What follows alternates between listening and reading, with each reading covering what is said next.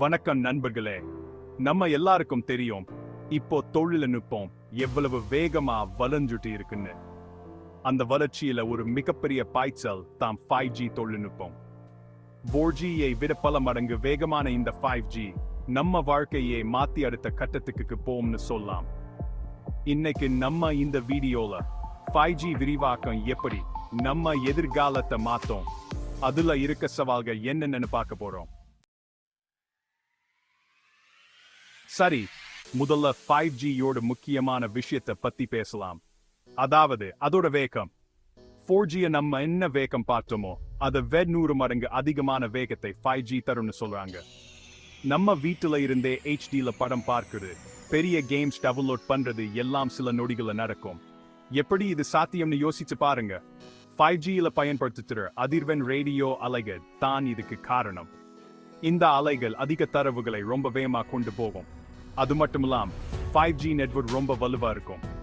அதாவது நிறைய பேர் ஒரே நேரத்தில் இணையத்தை பயன்படுத்தினாலும் எந்த பிரச்சனையும் இருக்காது. இப்போ ஸ்மார்ட் வாட்ச், ஸ்மார்ட் டிவினி எல்லாமே இன்டர்நெட்ல இணைக்கப்படுது இல்லையா? இந்த மாதிரி இன்டர்நெட் ஆஃப் திங்ஸ் சாதனங்கள் எல்லாம் சரியா வேலை செய்ய 5G ரொம்ப உதவும்.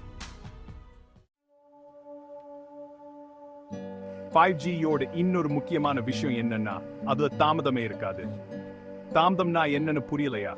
ஒரு தகவலை நம்ம மொபைல்ல இருந்து இன்னொரு மொபைலுக்கு போக எவ்வளவு நேரம் ஆகும்? 4Gல இந்த நேரம் கொஞ்சம் அதிகமா இருக்கும்.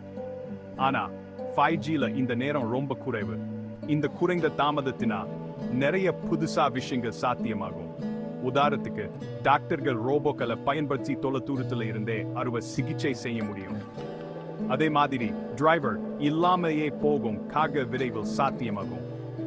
இந்த மாதிரி நிறைய விஷயங்கள் 5Gனா சாத்தியமாகும். நண்பர்களே, 5Gனா வெறும் வேகமான இன்டர்நெட் மட்டும் இல்ல. இது ஒரு தொழில்நுட்ப புரட்சி. மருத்துவம், தொழிற்சாலைகள், போக்குவரத்துன்னு எல்லாத்திலையும் 5G பெரிய மாற்றத்தை ஏற்படுத்தும். உதாரணத்துக்கு மருத்துவத்துல 5G மூலம் நோயாளிகளை தொடர்ந்து கண்காணிக்க முடியும். அவங்களுக்கு எப்போ மருந்து தேவைன்னு தெரிஞ்சுக்கும். தொழிற்சாலைகள்ல இருக்க ரோபோக்கள் எல்லாம் 5G மூலமா ஒன்றோட ஒன்று தொடர்பு கொள்ளும். இதனால் உற்பத்தி அதிகரிக்கும். போக்குவரத்துல 5G மூலமா விபத்துல தவிர்க்க முடியும். நம்ம நாட்டுல இன்னும் நிறைய பேருக்கு இன்டர்நெட் வசதி இல்ல.